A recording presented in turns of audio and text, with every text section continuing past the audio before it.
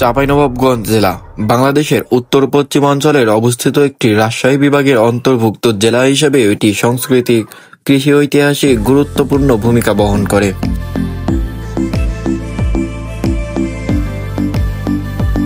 চাঁপাইনবাবগঞ্জ জেলা প্রাচীন সময় থেকেই কৃষি ও বাণিজ্যিক কেন্দ্র হিসাবেও পরিচিত। মুঘল ও ব্রিটিশ আমলের এই এলাকা জমিদারদের অধীনে ছিলেন। অনেক প্রাচীন জমিদারদের বাড়ি আজও আছে এইখানে। 1947 সালে ভারত ভাগের আগে চাঁপাইনবাবগঞ্জ অংশটি ছিল মালদহ জেলার একটি অংশ হিসেবে। তো সেরকমই একটি জায়গায় আজকে আপনাদেরকে নিয়ে এসেছি, খানিয়াদিঘি মসজিদ। তো বেশি কথা বলবো না, চলুন মূল ভিডিওতে যাওয়া যাক। এইটাই হলো সেই যার নাম খানিয়াদিঘি মসজিদ নামেও পরিচিত। খানিয়াদিঘি মসজিদ চাঁপাইনবাবগঞ্জ জেলায় অবস্থিত এবং এটি এলাকার অন্যতম প্রাচীন ও ঐতিহাসিক মসজিদ। মসজিদটি গ্রামের কেন্দ্র বড় দিঘির পাশে অবস্থান করেছে, যার নামের দিঘির অংশের সাথে সম্পর্কিত। খানিয়াদিঘি মসজিদটি নির্মিত হয় প্রায় কয়েক শতাব্দী আগে। স্থানীয় ধর্মপ্রাণ মানুষজনের প্রচেষ্টায় এটি প্রতিষ্ঠিত হয়, যাতে গ্রামের মানুষদের জন্য একটি স্থায়ী প্রার্থনা কেন্দ্র থাকে। সময়ের সঙ্গে সঙ্গে মসজিদটি সংস্কার এবং সম্প্রসারণের মধ্য দিয়ে আজকে চমৎকার আকৃতি পেয়েছে। খানিয়াদিঘি মসজিদ গ্রামের মানুষের বিশ্বাস, আস্থা এবং ধর্মপ্রাণ উদ্যোগের প্রতিফলন, যা প্রাচীনকাল থেকে আজ পর্যন্ত স্থানীয় আধ্যাত্মিক কেন্দ্র হিসেবেই পরিচিত। এখানকার প্রাচীন স্থাপত্য, দিঘির পাশে সুন্দর প্রাঙ্গণ এবং শান্ত পরিবেশ এই মসজিদটিকে আরো বিশেষভাবে গড়ে তুলেছে।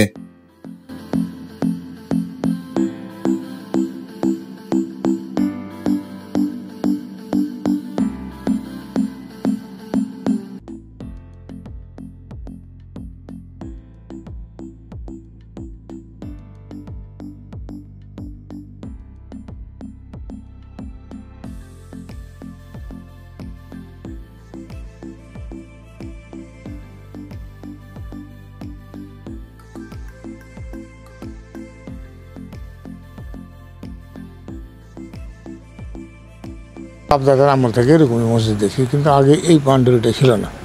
এই যে বাউন্ডারিটা ছিল না, ফাঁকা ছিল এই বাউন্ডারি। হ্যাঁ, এটা কি মুক্তিযুদ্ধ মানে যোদ্ধার পরে এটা করা হয়েছে? হ্যাঁ, মানে 80-82 সালের পরে হয়েছে। 80-82 পরে? হ্যাঁ, পরে হয়েছে। যখন আপনার এই এরশাদের সময়তে, এরশাদের লাস্টের দিকে হয়েছে এই বাউন্ডারি করে। হ্যাঁ, বাউন্ডারি করেছে। প্রায় এই মসজিদটার বয়স কত হয়েছে? বয়সের কথা বলতে পারবো না। তো এই গুম্বুজ দেখতে পাচ্ছেন সামনে, গুম্বুজটা নাই? হ্যাঁ হ্যাঁ, এই গুম্বুজটা ভেঙে গেছিল, কিন্তু ভেঙে গেছে, ছিল না। 80-82 সালে ওই আপনার এই গুম্বুজটা তৈরি করেছে। আবার এই উপরে যে বড় ওটা না, এই যে মুখের উপরে দেখেন তিনটা, ভাঙলো কেমনে? ওই যুদ্ধের আমলে কিভাবে ভেঙেছে আল্লাহ জানে। ওটা কোনটা মসজিদটা? ওটা মসজিদ আপনার সোনা মসজিদ হতে পারে। সোনা মসজিদ? সোনা মসজিদ, কিন্তু এটা না। এটা এখানে দাদারা বলেছে বাঘ থাকতো আগে। বাঘ থাকতো? হ্যাঁ, বাঘ থাকতো, মানে জঙ্গল থাকতো তো না। তাহলে ওই বাউন্ডারি পর্যন্ত মসজিদের, এই বাউন্ডারি পর্যন্ত? হ্যাঁ, তাহলে ওইগুলো সব জমি পাবলিকের। জি। মসজিদটি মূলত প্রাচীন মুঘল স্থাপত্যশীল ছাপ বহন করে। বাইরের দেয়ালগুলোতে রয়েছে কারুকার্য এবং খোদাই করা নকশা, যা প্রকৃতির আলোককে সুন্দরভাবে ফুটে তুলেছে। গম্বুজের চারপাশে রয়েছে ছোট ছোট মিনার এবং খিলান মসজিদের সৌন্দর্য আরো বৃদ্ধি করে তুলেছে।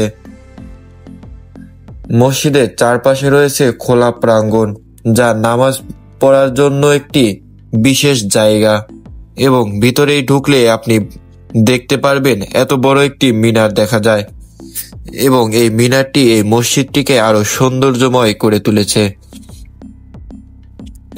এখানে বসে চারপাশে প্রকৃতি, দিঘি এবং মসজিদের নানান রকম দৃশ্য দেখা যায়। বাইরের অংশে দেয়াল এবং কালো গেট অতীতের ইতিহাস এখনো সাক্ষী হয়ে দাঁড়িয়ে আছে।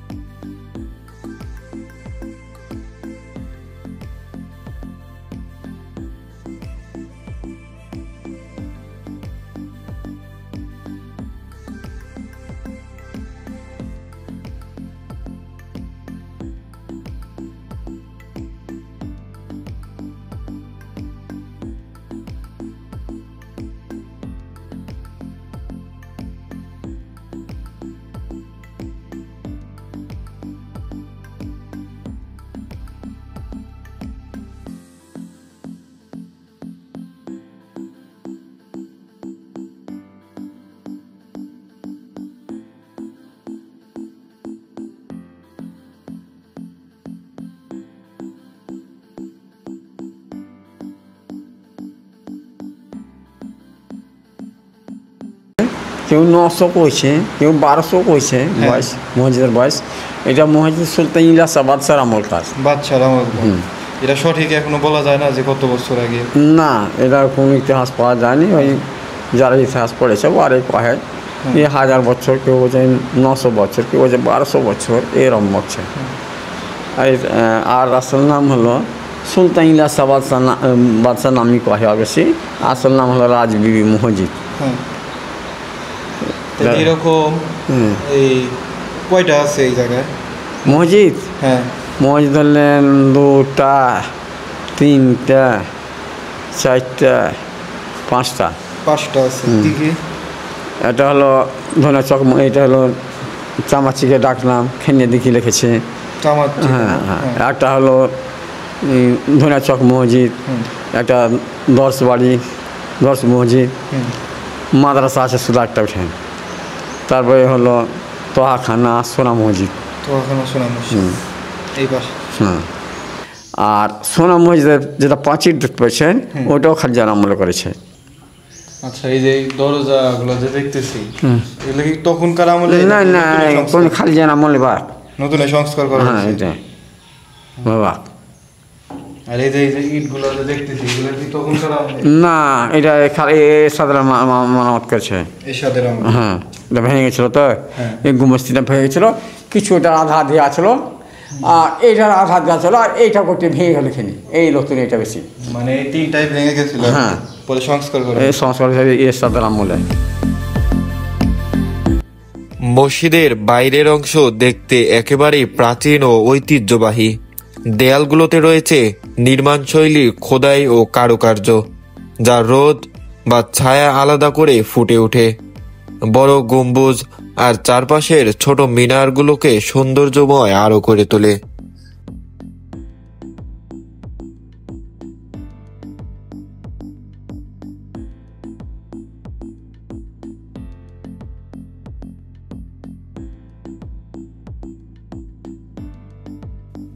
আজ আমরা দেখলাম খানিয়াদিঘি মসজিদ এবং আশেপাশের সুন্দর পরিবেশ।